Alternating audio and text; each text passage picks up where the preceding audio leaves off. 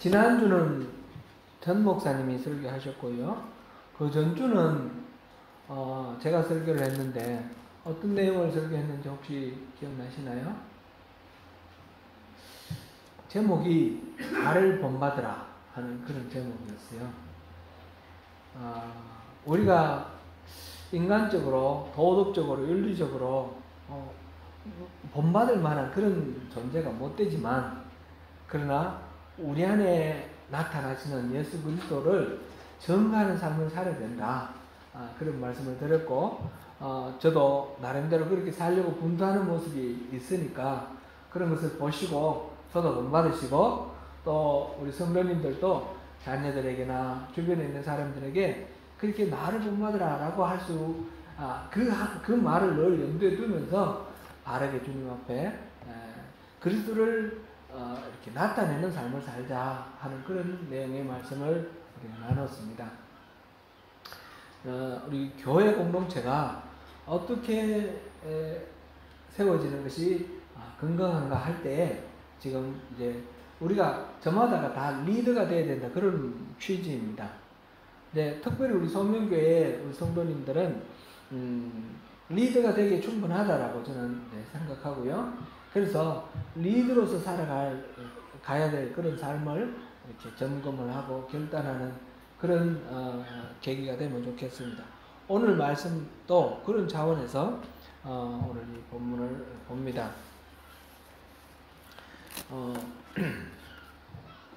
오늘 이 9장을 보면요, 9장 우리가 다 9장 1절부터 사실은 다 읽어보았으면 더 정확하고 좋을 텐데 시간 관계상 생략하고, 그리고 이 내용은 우리가 또 아는 내용이에요.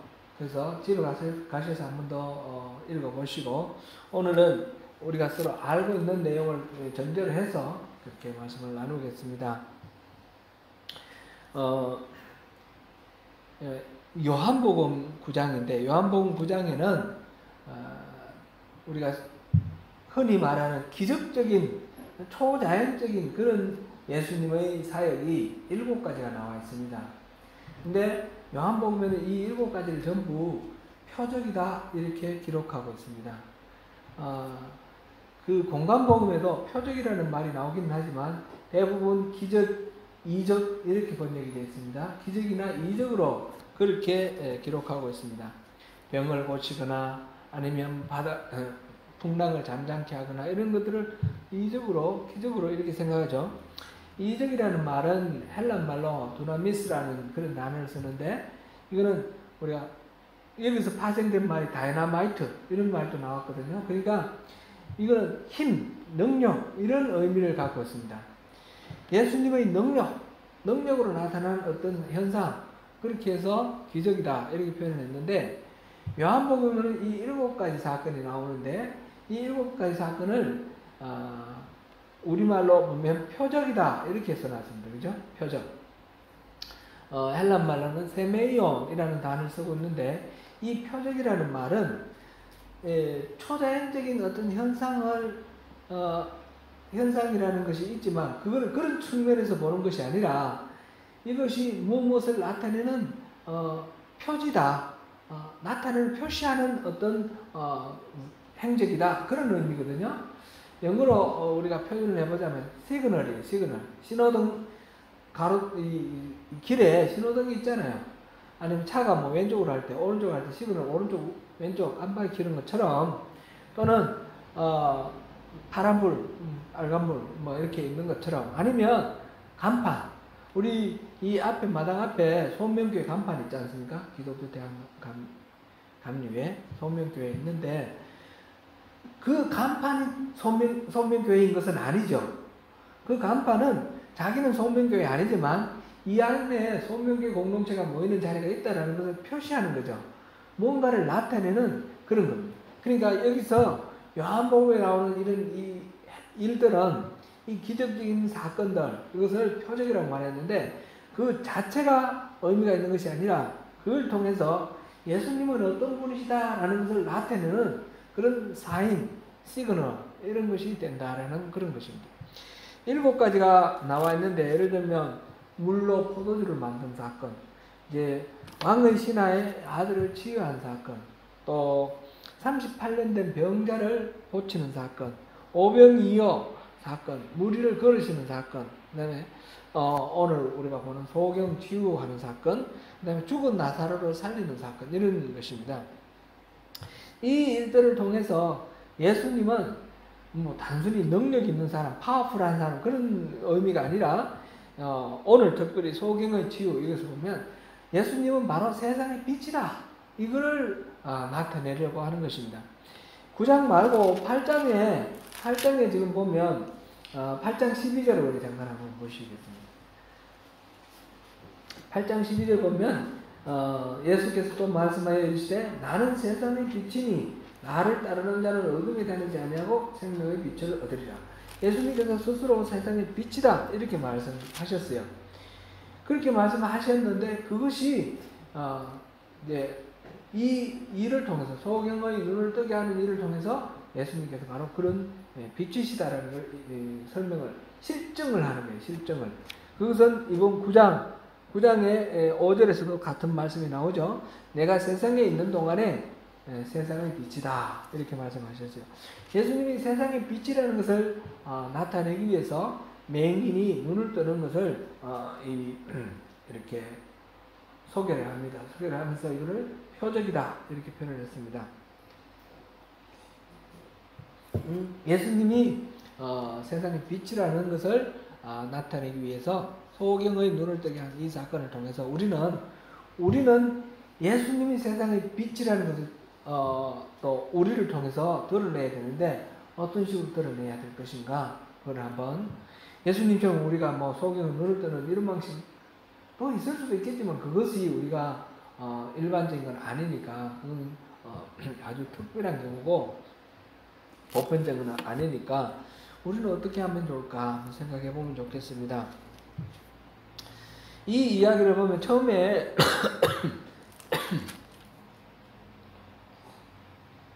9장 1절을 보니 길을 가시다가 날 때부터 소경된 사람을 만났습니다. 그랬더니 제자들이 예수님께 물어봅니다. 저 사람은 자기의 죄 때문에 눈이 저렇게 소경이 됐습니까? 아니면 조상들의 죄 때문에 저렇게 됐습니까? 우리 이제 흔히 어떤 문제가 있을 때 이 문제는 누구의 죄의 결과다 이렇게 생각하는 경우들이 많이 있습니다. 실질적으로 예수님의 이런 기적 베푸시는 중에 죄 때문에 병든다 이런 경우들이 많이 있습니다. 죄 때문에 병든 경우도 있고 그와 상관없이 귀신 들려서 병든 경우도 있고 그 다음에 그 죄 때문도 아니고 귀신 때문도 아니고 이제 오늘 같은 이런 일이 있습니다. 그것을 예수님께서 뭐라고 말씀하셨는가 9장 3절 우리 같이 한번 읽어보겠습니다. 시작.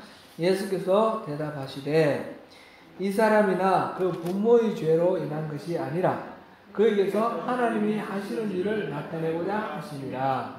아멘. 사실상 죄 때문에 문제가 있을 때도 이 문제가 해결되는 과정 속에서 하나님의 영광이 드러납니다. 그리고 귀신 때문에 문제가 있을 때도 그 귀신이 쫓겨나고 해결되는 과정 속에서 하나님의 영광이 드러납니다. 그 다음에 제3의 이 경우 누구 죄 때문에도 아니고 이럴 때에 오로지 하나님의 영광을 위해서 그런 문제가 있을 경우에 또 하나님의 영광이 드러납니다. 그러니까 우리가 쉽게 모든 케이스에서 우리 먼저 생각할 것은 이 일로 인하여 어떻게 하나님의 영광이 드러날까 그거를 생각하는 게 좋겠습니다.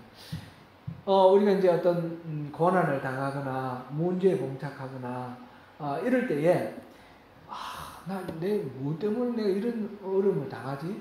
하나님 내가 뭐 잘못했는데요? 막 이런 식으로 생각하기가 쉽습니다. 그죠? 그런데 뭐 때문에 그랬느냐? 내가 무슨 죄를 지었느냐? 이렇게 생각하기 이전에 그런 생각도 그것을 통해서 우리가 회개를 할 수 있기 때문에 그런 생각도 좋습니다. 그러나 그 이전에 먼저 우리가 생각할 것은 하나님의 이 일을 통해서 어떤 영광을 받으실 것인가? 나의 이 문제를 통해서 어떤 영광을 받으실 것인가? 회개도 거기에 속하는 것이고 그 악의 세력을 물리치는 것도 거기에 속하는 것이고 온전하게 내가 하나님의 그 목적에 사용되는 것도 거기에 속하는 것입니다. 그러므로 뭐 때문에가 아니라 무엇을 위하여 이렇게 우리가 초점을 맞춰 생각하는 것이 좋겠습니다. 그래서 무엇 때문에 이런 일이 일어났냐가 아니라 하나님을 위하여 어떤 일이 일어날 것인가, 그런 식으로 우리가 이 문제를 보면 좋겠습니다. 예수님께서 그 소경의 눈을 고쳐주셨습니다. 하나님의 영광을 드러내시기 위해서 예수님이 고쳐주신 거죠. 그 침을 뱉어서 땅을 진흙으로 만들어서, 먼지를 진흙으로 만들어서 눈에 발라주고 실로암 연못에 가서 씻으라 그랬더니 그 사람이 가서 실로암 연못에 가서 씻었습니다. 그랬더니 눈이 떠졌습니다. 밝아졌습니다. 이 일이 일어나서 사람들이 이제 이런 일이 일어났다 그랬더니 바리새인들이 여기에다 문제를 제기를 합니다. 그날은 안식일이었거든요. 예수님께서 병을 고치시는데도 여러 가지 방법이 있어요. 그죠?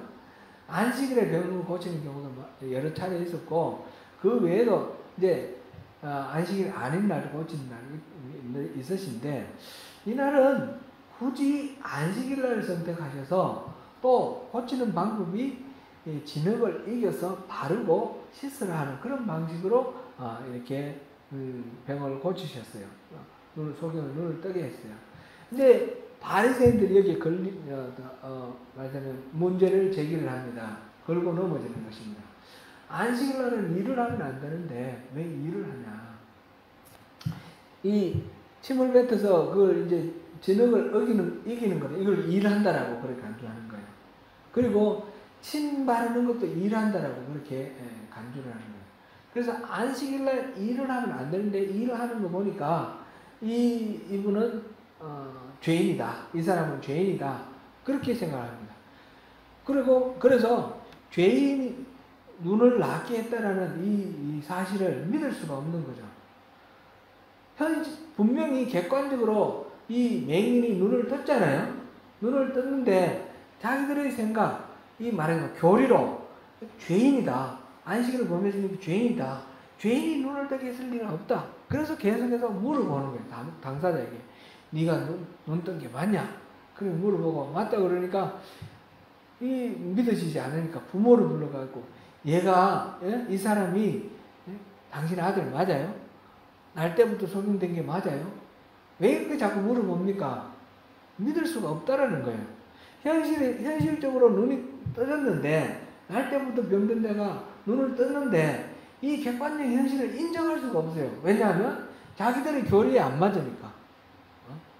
자기들이 생각하고 있는 그 안식일 규정, 이게 안 맞는 거예요. 그러니까 다시 불러가지고 네가 눈 뜬 거 맞냐? 그랬더니 그 부모한테 물어봤더니 부모가 다 큰 사람인데 본인한테 물어보세요. 그러고 이제 본인한테는 또 물어보니까 내가 또 얘기했는데 왜 믿지도 않으면서 또 묻냐? 그리고 당신들이 그거를 믿으려고 하느냐? 뭐 이런 식으로 이제 얘기가 되는 거죠. 이 일을 통해서 우리가 보는 거는, 우리가 어떤 편견이나 선입관을 갖게 되면 현실적으로 객관적으로 어떤 사건이 일어나도 믿기가 어렵다라는 거예요. 그 편견이 그만큼 무섭고 선입견이 무섭다는 거죠. 편견과 선입견이 하나님이 사람이 몸을 입고 이 땅에 오신 분, 바로 예수님이 지금 나타나셨는데 예수님을 못 만나게 하는 것입니다. 예수님을 만나는 것을 가로막는 것이 지금 이 바리새인들에게 나타나는 그들의 교리, 그들의 신앙관, 그들의 종교관입니다. 우리에게 있어도 이런 편견과 이런 선입관이 있으면 진리를 볼 수가 없게 됩니다. 그래서 진리 앞에서 항상 우리가 그런 편견과 선입관이 가로막지 아니하도록, 똑같은 일이 벌어졌는데 지금 소경이 눈을 뜨는 그런 일이 벌어졌는데, 소경은 그걸 통해서 메시아 구주를 만납니다. 그분이 누굽니까? 물어보고 내가 바로 그다. 그러니까 주여 내가 믿겠나이다 하면서 이분이 세상에 이때까지 날 때부터 눈먼 사람을 눈뜨게 한 사람이 없다는 거죠. 이런 일은 메시아가 아니면 할 수 없는 일이고, 이런 일을 하신 분이 바로 여기 계시니까 내가 믿겠습니다 라고 말을 했습니다. 반면에 이 똑같은 일을 보고 바리새인은 굳이 믿지 않으려고 합니다. 안식일을 범했다는 그 일 때문에 그를 죄인으로 간주를 하고, 죄인이 이 일을 이런 기적을 일으킬 수가 없다라고 생각을 합니다. 그래서 이 표적, 예수님께서 세상의 빛이라고 말하는 그 표적, 그래서 그 날 때부터 눈먼 사람의 눈을 뜨게 해줌으로써 볼 수 있게 하고, 세상의 어둠 속에 갇혀서 살던 사람에게 그 빛을, 이렇게 빛의 문을 열어주신 이 사건을, 똑같은 사건인데, 그걸 통해서 어떤 사람은 하나님을, 예수님을 만나게 되는 어떤 이게 표적이 디딤돌이 되었고, 어떤 사람은 그것 때문에, 그 표적 때문에 그 예수님을 만나지 못하는 그런 또 거침돌이 되었다라는 것을 우리가 볼 수 있습니다. 이 세상에는 하나님이 만들어 놓으시고 하나님이 이제 질서 있게 해 놓으신 이 우주가 있는데, 이게 하나님 뜻대로만 잘 돌아가면 진짜 우리가 천국의 삶이죠. 에덴 동산이 바로 그런 삶이었어요. 그런 삶이었는데, 사람이 범죄를 하면서 이 세상 속에 악이 들어와서 이 세상이 하나님 뜻과 어긋나게 돌아가도록 그렇게 되어 있습니다. 고린도후서 4장 4절을 우리 한번 보겠습니다.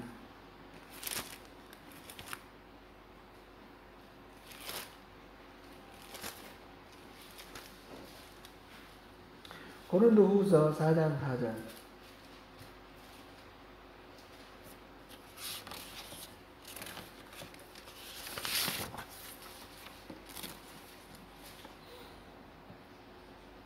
같이 읽어봅니다. 시작. 그 중에 이 세상의 신이 믿지 않는 자들의 마음을 혼미하게 하여 그리스도의 영광의 복음의 광채가 비치지 못하게 함이니 그리스도는 하나님의 형상입니다. 아멘. 이 세상에 이 악한 영들이 있는 거예요. 세상의 신이라고 표현했는데, 이것들이 하나님을 믿지 않는 사람들에게 즉 빛이 비치는데 그 빛을 계속 가리는 거예요. 그들의 마음을 혼미하게 만들어서 예수님은 그리스도의 영광의 복음의 빛을 비치지 못하도록 자꾸 가려버리는 그런 역할을 하고 있다는 것입니다. 그래서 우리가 이런 이 세상의 신이 우리를 미혹해 만들고 예수를 불신하게 만들고 믿지 못하게 만드는 그런 것이 우리에게 끊임없는 공격으로 오고 있다는 사실을 우리가 기억하면서 이 어떤 상황 속에서 우리가 반응을 어떻게 반응할 것인가, 빛으로 반응할 것인가, 어둠으로 반응할 것인가, 항상 우리가 깨어 있어야 하는 것입니다. 예수님은 우리 이 자리에 계신 여러분들은 다 예수를 믿는 사람입니다. 예수를 믿는 사람, 우리 믿지 않는 사람하고 좀 다르게 우리 예수를 주로 구주로 이렇게 받아들이고 영접하고 믿는 사람들입니다. 그럼 우리 믿는 사람들에게 있어서 우리가 이 일을 또 들여다볼 때 이것이 지금 소경에 눈을 뜬 이 사람은 그 이전에 그 구걸을 하면서 이렇게 연명을 하던 사람이었는데, 내가 이제 믿나이다 이렇게 하면서 예수님이 제자가 되었어요. 이렇게 어떤 예수님을 접촉하는 그 일이 이 사람의 인생을 완전히 다르게 만들었어요. 우리 예수를 다 아는, 우리는 나름대로 예수를 만난 사람들인데, 우리는 예수를 만나는 그 일이 우리에게 어떤 인생의 변화가 있었는지 한번 점검해 볼 필요가 있겠습니다. 예수님은 우리 인생을 완전히 다르게 변화시킬 수 있는 능력이 있는 분입니다. 예수님은 우리의 인생의 길을 완전히 방향을 돌려줄 수 있는 그런 힘이 있으신 분입니다. 근데 우리는 우리 인생의 길에서 예수를 만난 것이 나에게 어떤 변화를 불러일으켰는가 한번 생각해 보면 좋겠습니다. 이제 이 말씀을 또 이렇게 준비하면서 제 경우를 한번 생각해 봤습니다. 저는 지난번에 말씀드렸듯이 예수를 이제 교회를 다니기 시작한 게 28살이에요. 28살. 그리고 제가 예수를 만났다 라고 생각할 수 있는 것이 한 34살, 35살 이 정도 된 것 같아요. 그 계기는 우리 둘째 딸입니다. 둘째 딸 여러 번 말씀드려서 제가 죄송하긴 한데 둘째 딸이 선천성 장애로 태어나서 이렇게 덩치는 커지고 근데 행동 발달이 더딘 이런 상태에 있었는데 제가 체험한 그리스도는 이 아이를 위해서 기도하면서 뭐 신비한 체험을 했다 이런 뜻이 아니고요. 그런 게 아니고 이 아이를 키우는데 너무너무 힘들어 하는 그런 상황 속에서 정말 많은 우리 성도님들이 우리 이웃들이 도와주고 격려해주고 용납해주고 하는 그 과정 속에서 그리스도를 만난 거예요. 제가 제 아내가 원체 좀 약골이에요. 약골이라서 힘이 없어서 지치고 아프고 그런 상황 속에서 애를 이제 막 업고 다니고 그냥 집에서 이제 데리고 있고 하는데 이 감당하기가 참 어려웠는데 근데 이웃들이 잘 도와줬어요. 제가 일을 잘 못하니까 설거지도 해주기도 하고 또 제가 기억나는 게 사실거리한 것들이 많이 있지만 기억나는 게 우리 식탁이 있는데 식탁에 붙이는 그 종이 있지 않습니까? 그 뭐라 그러죠? 붙이는 종이 그거를 붙여가지고 완전히 식탁을 새 것으로 만들어줬어요. 낡은 식탁을 새 것으로 만들어주고 커튼을 새로 다 자기들이 이제 만들어 와가지고 커튼을 새로 달아주고 그런 것들이 있었습니다. 무엇보다도 한국에서는 이 장애인들에 대해서 우리 마음이 열려있지 않는 그런 것이 많습니다. 장애인들을 보는 것을 불편해하고 그래서 한국에서는 요즘은 많이 달라졌는데 장애인 자녀가 있으면 가둬서 길러요. 그죠? 어디 데리고 가지를 않아요. 데려가지 않고 누구 집에 가도 이렇게 데리고 가면 불편해하고 그런 것들이 많이 있었습니다. 뭐 예를 들면 이제 집안에 무슨 결혼식이 있었는데 특별히 당부를 하는 거예요. 얘는 데리고 오지 말라고. 왜 그런가 하면 충분히 이해가 돼요. 우리들의 정서에 이 장애가 뭐 때문에 생긴지 모르니까 이게 혹시 유전병 아닌가 그런 생각을 하고 장애 있는 집안에 그런 식의 어떤 유전적 어떤 험결이 있지 않는가 그렇게 생각하는 거예요. 그래서 그런 거를 드러내지 않으려고 하는 것이 장애인에 대한 일반적인 한국인들의 어떤 정서, 태도 이런 거였습니다. 그런데 우리 주변에 있던 분들이 우리 애를 데리고 오라고 데리고 와서 우리 집에서 놀아라고 그래서 널 이렇게 데려가서 자기 집에서 놀아주는 그런 집도 있었고요. 언제든지 또 이렇게 가서 같이 기도도 하고 할 수 있는 그런 용납, 직접적으로 도와주는 것과 또 그런 편견과 어려움이 있는 가운데서 용납해주고 그런 것이 우리에게 엄청난 용기를 불러일으켜주는 그런 취업이 됐습니다. 저는 그 과정 속에서 5년을 이 아이를 키우는 과정 속에서 너무너무 이루 다 말씀드릴 수가 없습니다.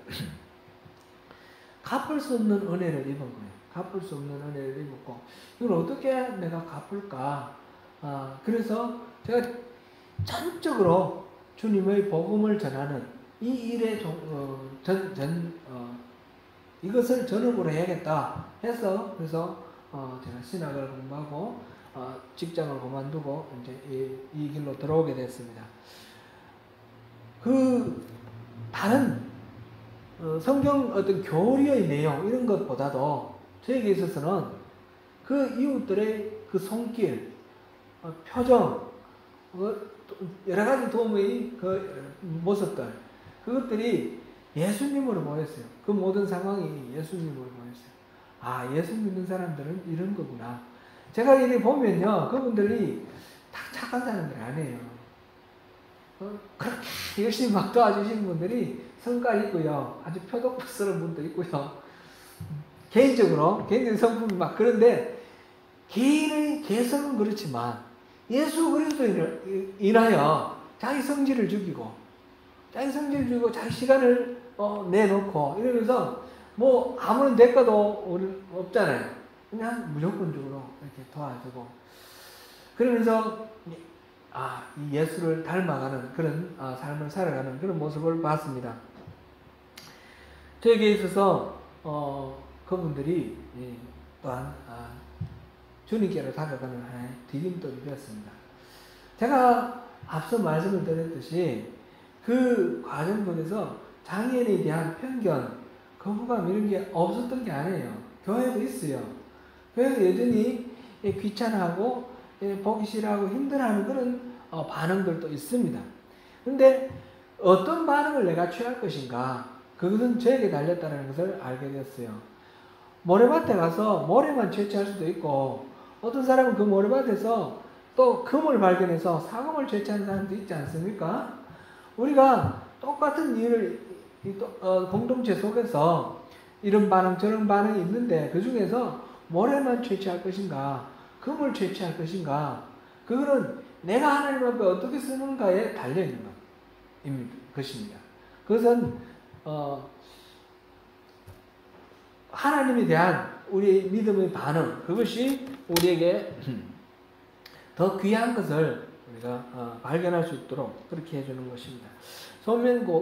공동체, 우리 소면교회 공동체가 하나님의 그 사랑을 전하고 그리스도를 이 땅에 세상에 비치신 그리스도를 전하는 그 일을 우리가 어떻게 하면 좋겠습니까?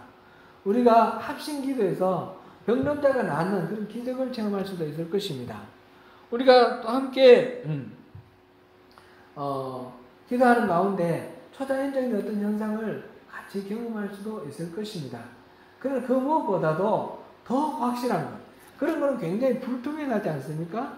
허락하시면 하는 거고 못할 수도 있는 거고, 그런데 더 확실한, 가장 확실한 거는 우리가 서로를 위하여 마음을 내어주고 서로를 위하여 시간을 내어주는 것, 서로를 위하여 우리의 곁을 내어주는 것, 이것을 통해서 그리스도의 사랑을 전하고 하나님의 은혜의 통로가 되는 것. 그래서 우리가 있는 곳이 바로 천국이 되고 우리가 있는 곳이 바로 하나님의 형통함을 맛보는 그런 현장이 된다면 분명 우리는 그리스도의 그 빛을, 세상의 빛을 전하는 우리가 등대들이 될 수 있을 것입니다. 에베소서 3장 9절 10절을 우리 한번 보겠습니다. 에베소서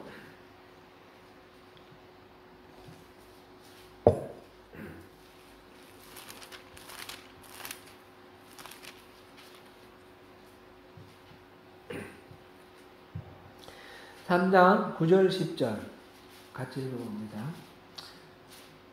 시작. 영원부터 만물을 창조하신 하나님 속에 감추어졌던 비밀의 경륜이 어떠한 것을 드러내게 하려 하심이라.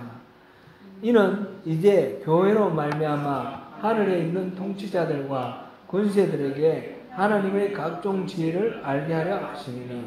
아멘. 하나님의 그 경륜, 하나님의 경륜이 하나님이 하시는 그 계획과 능력, 이런 것입니다. 이런 것이 감춰져 있었어요. 감춰져 있었는데 만물을 창조하신 그 하나님, 그 비밀이 하나님 속에 감춰져 있었는데 그것이 어떤 것인지 이제 세상에 드러내려고 하실 때에 하나님이 자신의 그 비밀을 세상에 드러내실 때 어떻게 드러내셨느냐? 그것이 바로 교회로 말미암아 교회를 통해서 드러내셨다라는 것입니다. 하늘의 통치자는 천사들을 말합니다.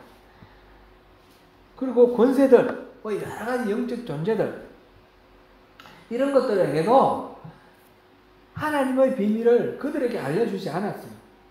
그들은 어떻게 아느냐? 천사들은 하나님의 비밀을 어떻게 아느냐? 교회를 보고 아는 겁니다.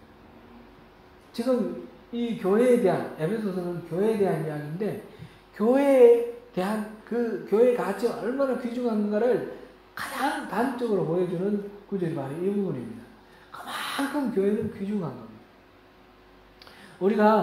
우리 나와서 예배 드리고 그러면서 정서적으로 만족을 얻고 또는 같이 어울려서 교제하면서 뭐 이렇게 우리가 좋아하는 정보도 얻고 이런 식의 공동체적인 그런 어떤 편익을 얻는 곳이 교회가 아니라는 거예요.